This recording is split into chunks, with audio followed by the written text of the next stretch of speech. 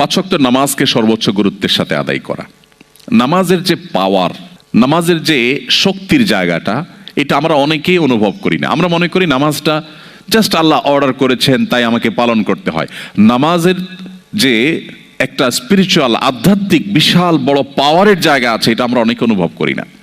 এই জন্য ঈমানের পর ইসলামের সবচেয়ে বড়, সবচেয়ে গুরুত্বপূর্ণ বিধানের নাম হলো পাঁচ ওয়াক্ত নামাজ। ঈমানের পর পাঁচ ওয়াক্ত নামাজের চাইতে গুরুত্বপূর্ণ বা ইম্পর্টেন্ট কোনো বিধান ইসলামে আর নেই।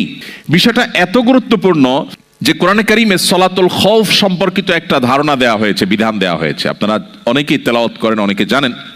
যদি কেউ সম্মুখ সমরে লিপ্ত থাকে, মুখোমুখি যুদ্ধ যেটাকে বলে, আগের যুগে যেটা হতো, সেই মুখোমুখি যুদ্ধে যদি কেউ রত থাকে, এমত অবস্থায় তার নামাজ পড়ার যখন সময় হবে তখন তিনি কিভাবে নামাজ পড়বেন? যোদ্ধাদের, সৈনিকদের একটা দল তারা শত্রুপক্ষের সঙ্গে লড়াই করবে, আত্মরক্ষা করবে। আরেকটা দল একজন ইমামের অধীনে এক রাকাত নামাজ পড়বে। এক রাকাত নামাজ পড়ে শেষ করার পর তারা চলে যাবে। অথচ এক রাকাত নামাজ পড়ে তো নামাজ শেষ হয় না দুই রাকাতের নিচে। মুসাফির অবস্থায় দুই রাকাত, সলাতুল খৌফ দুই রাকাত। এই দুই রাকাত অবস্থার যে নামাজ, সেটা দুই রাকাত নয়, বরং এক রাকাত পড়ে তারা চলে যাবে। কেন?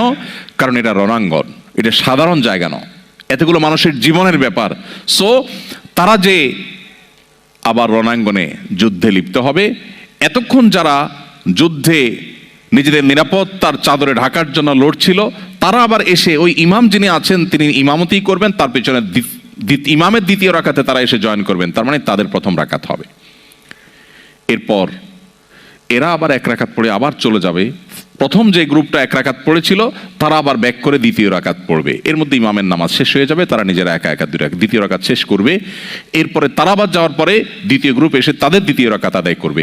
আপনি একটিবার ভাবুন, আল্লাহ রাব্বুল আলামিন তো এই বিধানটা দিতে পারতেন যে যেহেতু জীবন রক্ষার প্রশ্ন, সো লড়াই করো, এখন নামাজ দরকার নাই, জীবন বাঁচলে তখন পড়িও। ইসলামের নামাজের ইম্পর্টেন্সি কোন লেভেলে হলে যে এইরকম পরিস্থিতি পর্যন্ত আপনাকে রাকাত ভাগ করে নামাজ পড়ার বিধানও দেয়া হয়েছে।